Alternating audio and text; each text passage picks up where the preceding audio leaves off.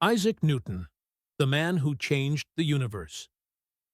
One man changed the way we understand the universe.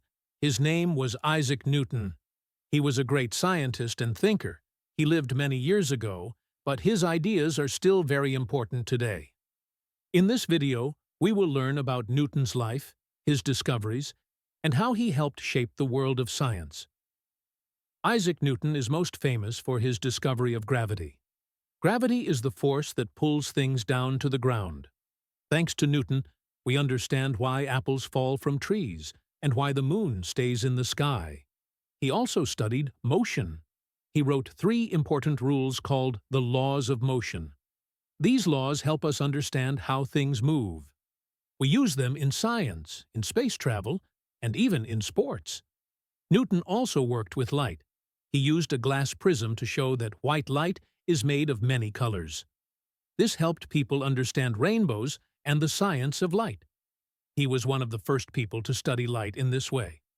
In addition to science, Newton also loved math. He helped create a type of math called calculus. This is a very important tool in science and engineering. Many people today use calculus to solve big problems in space, medicine, and machines. Newton's life was not easy. He lost his father before he was born, and his mother left him when he was young. He spent a lot of time alone, but he used this time to read, think, and learn.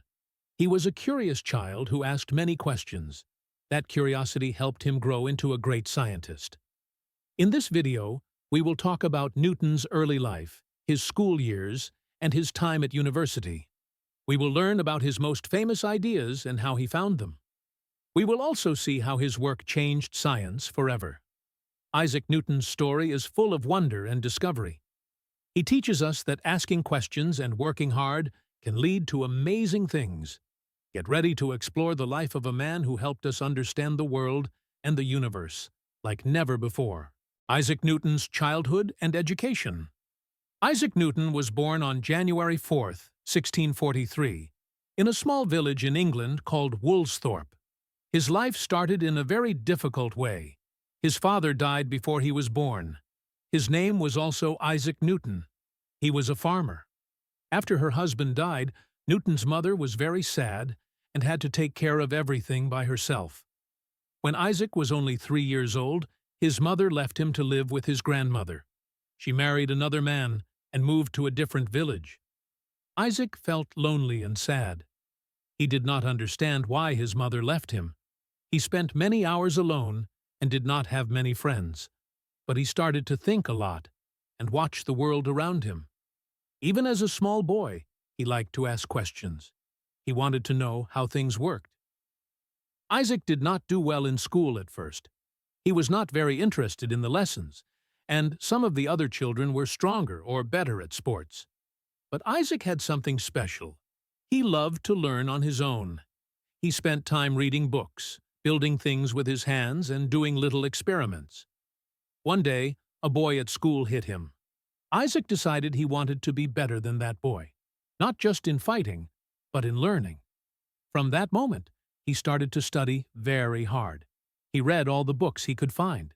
He became one of the best students in his class. When he was a teenager, his mother wanted him to become a farmer, like his father. She took him out of school and brought him back to the farm. But Isaac did not like farming. He did not care about animals or crops. He liked books, numbers, and big ideas. His uncle saw this and told his mother that Isaac should return to school.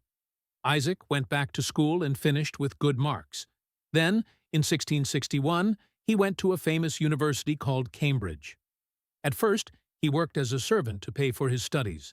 He cleaned rooms and served food. But he still studied hard and learned many new things. He was especially interested in math and science. He asked big questions like, why do things fall? And how does light work? At Cambridge, Isaac did not just learn from his teachers. He read books by other scientists like Galileo and Kepler. But sometimes he found his own answers. He began writing in notebooks and doing his own experiments. He was quiet and did not talk much, but his mind was full of ideas. Newton's early life was not easy. He lost his father, was left by his mother, and had trouble in school. But he never gave up. He used his time alone to think and learn. He was curious, and he worked hard. This part of Newton's life shows us something important. You don't have to be perfect as a child. Even if you struggle or feel different, you can still do great things. Isaac Newton's childhood helped shape the great scientist he would become. His love of learning and deep thinking started at a young age, and it changed the world forever. How Isaac Newton discovered gravity. A long time ago, one simple question changed the world. Why do things fall? Isaac Newton asked this question while sitting in a garden. He saw an apple fall from a tree. Many people know this story, but what really happened? Did the apple hit his head? Did it fall straight down? Let's find out what is true, what is false, and how this moment helped Newton discover gravity. The famous apple story. The story of the apple is very famous. People say Newton was sitting under an apple tree when an apple hit him on the head. Suddenly, he understood gravity. This story is fun, but it is not all true. The apple did not hit Newton on the head. In fact, Newton himself never said that. Years later, Newton told his friends that he was thinking about gravity when he saw an apple fall in a garden. So, yes, there was an apple. And yes, it made Newton think. But it was not a sudden light bulb moment. Newton had many questions in his mind for a long time. The apple helped him focus on one big question.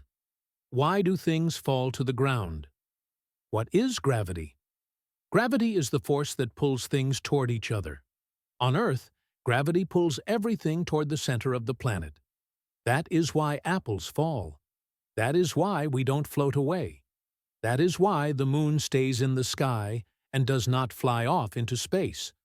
Before Newton, people knew that things fell, but they did not know why. Newton wanted to understand the reason.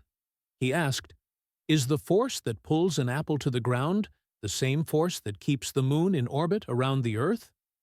This was a big idea, and it changed science forever. A time to think. In 1665, Newton had to leave Cambridge University because of the plague. A terrible disease was spreading in the city. Many people died, and the university closed.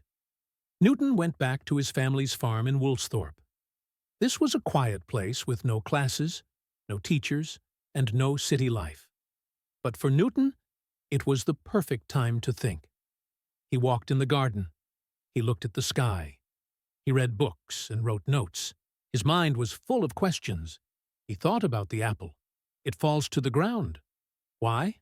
Because Earth pulls it. What if this pull goes very far? What if it reaches the moon? The moon and the apple Newton knew that the moon goes around the Earth.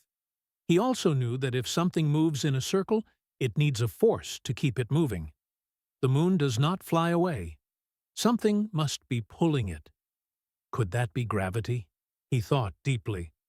If gravity pulls the apple, maybe it also pulls the moon. But the moon does not fall to the ground. Why not? Newton had a smart idea. The moon is falling, but it is also moving sideways.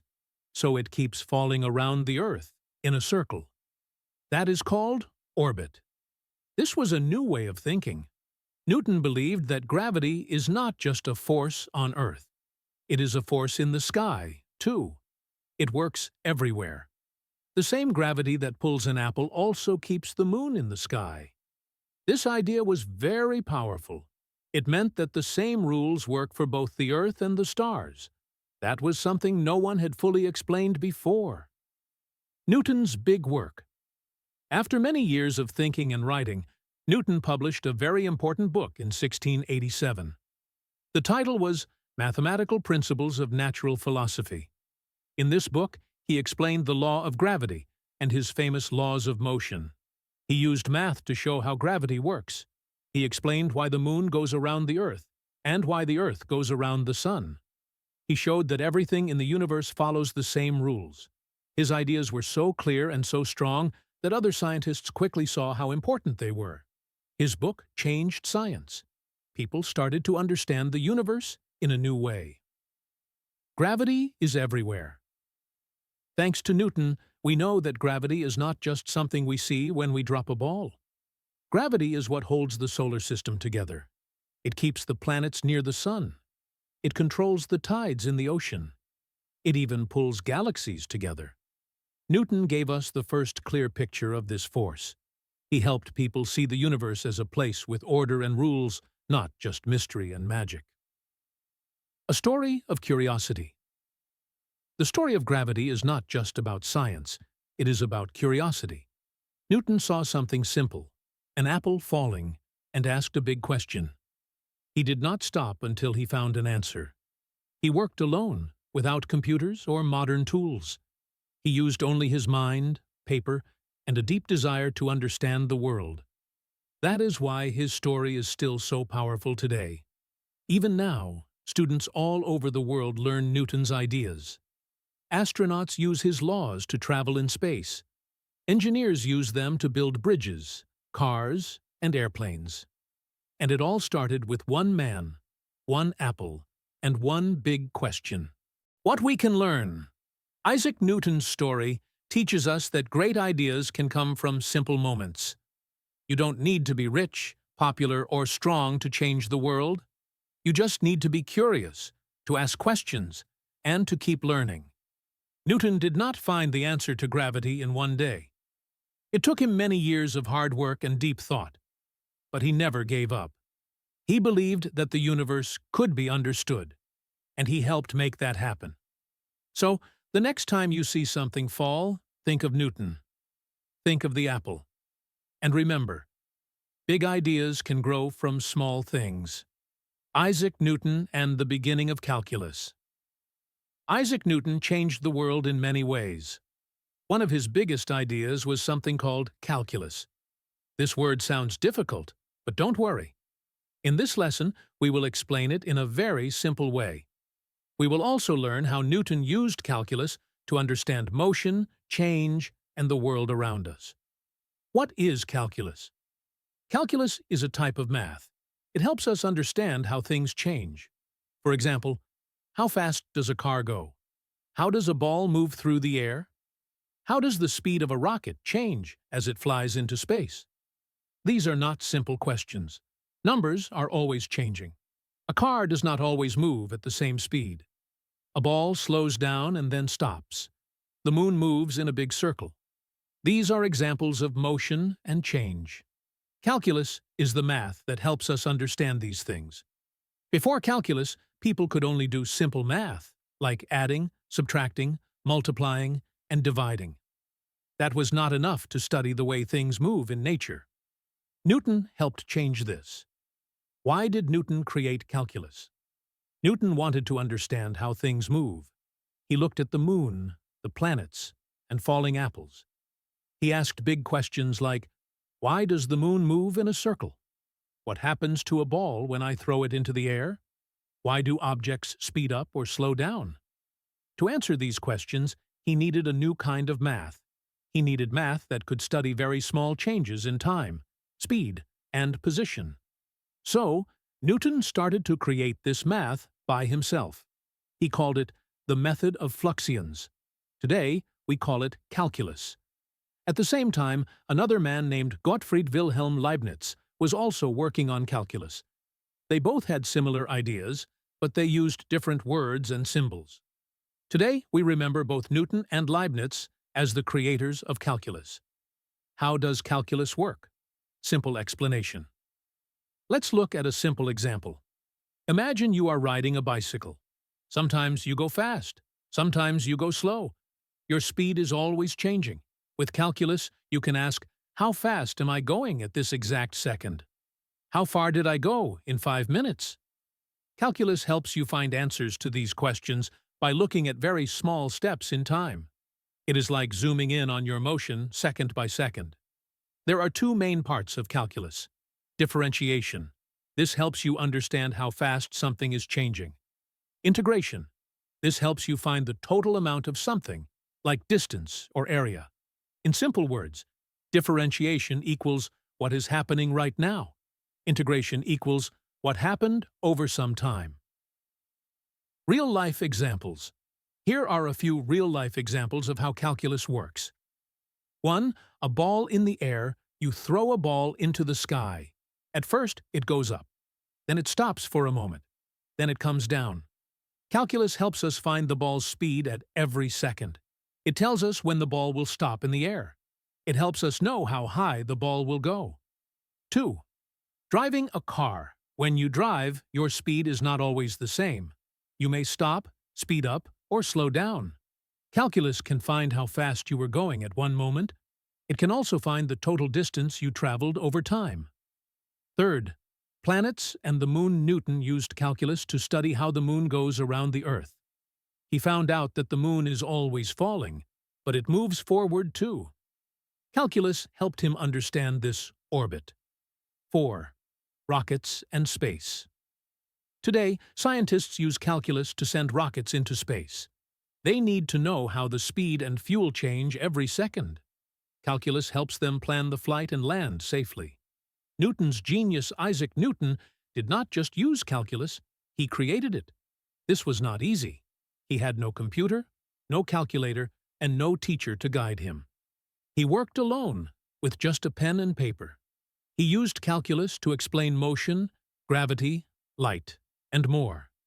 He showed that the world follows rules, and calculus was the key to understanding those rules.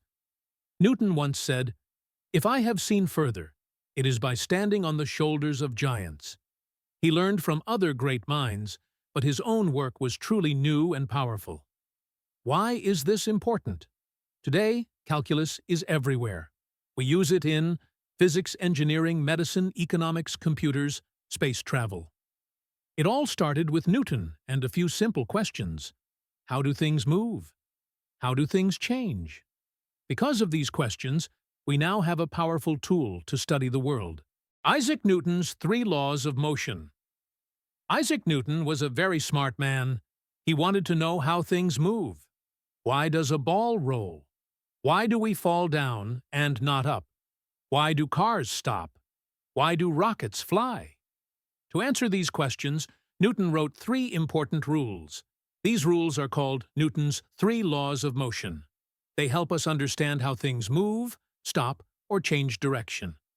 Let's learn each law with simple words and easy examples. First law, the law of inertia. An object will not move unless something pushes or pulls it. If it is already moving, it will keep moving unless something stops it. Let's break this down. Imagine you have a soccer ball on the ground. It does not move. Why? Because no one is kicking it. Now, you kick the ball. It starts to roll. It keeps rolling. But after some time, it stops. Why? Because of friction, the ground slows it down, and air, which also pushes against it. Now imagine kicking a ball in space, where there is no air and no ground. The ball would never stop. It would keep moving forever. That is Newton's first law. Easy example. If you are sitting in a car and the car suddenly stops, your body still wants to move forward. That's why you feel like you are flying forward. That is inertia. Your body wants to keep moving. Second law, force equals mass times acceleration. The more force you use, the faster something will move. But heavier things need more force to move. This law tells us how much force we need to move something. Let's say you push 2 boxes. One box is small and light. One box is big and heavy. Which box is easier to move? Yes, the small one. It moves quickly. The big one moves slowly, or maybe not at all. Why? Because it is heavy, and it needs more force. How imagine this? You push the small box gently. It moves slowly. You push it hard. It moves fast. This is the second law. It tells us if we push harder, more force, things move faster. If something is heavy, more mass, we need to push harder to move it. Easy formula. Force equals mass times acceleration. In simple words, push equals weight times how fast it changes. Easy example. You are playing with a toy car and a real car. You can push the toy car easily. It moves fast, but you cannot push the real car. It is too heavy. That's Newton's second law. Third law, action and reaction. For every action, there is an equal and opposite reaction. This sounds a bit hard, but let's make it simple. Story time. You are standing on a skateboard. You push the wall with your hands. You go backwards. Why? Because when you push the wall also pushed you back. This is Newton's third law. Another example, when you jump, you push down on the ground. The ground pushes you up. That is how you leave the ground and go into the air. Let's look at a rocket. Fire and gas go down, out of the rocket. The rocket goes up. The rocket pushes the fire down. The fire pushes the rocket up. That is action and reaction. Easy example, when you clap your hands, one hand pushes the other. Both hands feel the push. When you swim, your arms push the water back. The water pushes your body forward. Summary of the three laws. First law, things do not move unless something moves them. Moving things keep moving unless something stops them. Example, a ball stays still unless you kick it. Second law, the harder you push, the faster something moves. Heavy things are harder to move. Example, it is easier to push a toy than a car. Third law, every action has an equal and opposite reaction. Example, when you jump, the ground pushes you back up. Why are Newton's laws important? Newton's laws are used in real life every day. Engineers use them to build cars, bikes, and planes. Scientists use them to send rockets to space. Athletes use them without even knowing. When they run, jump, or swim, they use Newton's laws. These laws help us understand the world. They help us know why things move the way they do. Isaac Newton, the Royal Society, and his scientific fights. Isaac Newton was a great scientist. He made big discoveries about gravity, light, and motion. But Newton was also a man. Like many people, he had strong feelings. He wanted others to respect his work. He wanted to be the best. This sometimes led to problems with other scientists. In this lesson, we will learn about Newton's time at the Royal Society, a group of smart people who studied science in England. We will also learn about his fights with other scientists, especially with Robert Hooke. These stories show that science is not only about facts, it is also about people, feelings, and pride. What is the Royal Society? The Royal Society is a famous group of scientists in London. It was started in 1660. The members talked about new ideas, did experiments, and shared discoveries.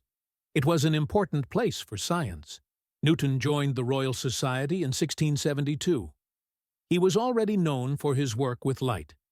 He made a special tool called a reflecting telescope, and the Royal Society liked it. They wanted to learn more from him. Robert Hooke, and the first conflict-one important scientist in the Royal Society, was Robert Hooke. He was clever and had worked on many things, including light, air, and motion. When Newton showed his ideas about light to the Royal Society, Hooke had a problem with them. Hooke said Newton's ideas were not new. He believed he had thought of them first. Newton was very upset. He had worked hard, and now someone was saying he copied ideas. Newton did not like conflict, but he also didn't want to lose respect. He started writing many letters to defend his ideas. The two men argued in public letters. After this, Newton stopped sharing his work for a long time. He did not want other scientists to attack him again. He continued working, but quietly, at home in Cambridge. The book that changed everything. Principia. Years later, Newton came back to science with a big book. It was called Philosophia Naturalis, Principia Mathematica, or just Principia. This book explained the laws of motion and gravity. It changed science forever. But again, there was trouble. Hooke said Newton used some of his old ideas in the book. Hooke wanted credit. Newton said the ideas were his own. The fight became very serious. Hooke had written about gravity before, but Newton's work was much bigger. Newton gave clear math and proofs. Still, Hooke believed Newton should say thanks to him. Newton did not want to do that. He felt Hooke was always trying to take credit. Their fight lasted for many years. Newton became angry and quiet again. He did not like to be questioned. Newton becomes president of the Royal Society. In 1703, Robert Hooke died. That same year, Newton became the president of the Royal Society. Now, Newton was in charge. He had power. Some people say that Newton removed Hooke's papers and pictures from the Royal Society. We don't know if this is true, but we do know that Newton wanted to protect his own name. As president, Newton became very active again. He started sharing more ideas and doing more science. He was also now the top voice in English science. More conflicts. Newton versus Leibniz-Hooke was not Newton's only rival. Newton also had a big fight with Gottfried Wilhelm Leibniz, a smart man from Germany. Both Newton and Leibniz created calculus, a new kind of math. Newton made it first, but he did not publish it right away. Leibniz published his version first. Now people asked, who invented calculus? Newton said he did. Leibniz said he did. Newton and Leibniz started a long argument. Newton was very serious about protecting his work. He wanted the world to know he was the true inventor. This fight lasted many years. It made both men angry and sad. Sadly, Leibniz died before they could make peace. Isaac Newton's final years and his legacy. In the last years of his life, Isaac Newton was a very famous man. People in England and around the world respected him. He was not just a scientist, he was also a leader. Newton became the president of the Royal Society, the most important science group in England. He also worked at the Royal Mint, where he helped protect England's money.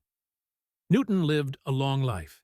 He died in the year 1727, when he was 84 years old. That was a very old age for that time. He was buried in Westminster Abbey, a special place where England honors great people. Many scientists and people came to say goodbye. Even after his death, Newton's work stayed important. His books and ideas were used by many scientists after him. His laws of motion helped people build better machines, faster ships, and, many years later, airplanes and rockets. His work on gravity helped us understand the moon, the planets, and the stars. Newton's math ideas, like calculus, are still used today. Engineers, doctors, space scientists, and many others use calculus to solve real problems. Many people call Newton the father of modern science. He changed how we look at the world. Before Newton, many people believed the universe was full of mystery. But Newton showed that the universe is full of rules and patterns. He said, we can use math to understand nature. His way of thinking is still with us today. Every time we study the sky, build a robot, or send a rocket to space, we are using Newton's ideas. His work helped us move from the old world into the modern world. Isaac Newton was not perfect. He had fights with other scientists. He wanted to protect his ideas.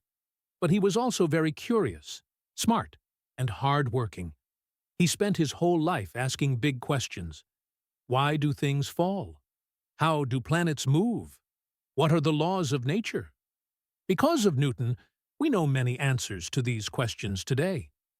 His mind opened the door to a new world. Isaac Newton showed us that the universe has order and rules, and that we can understand them.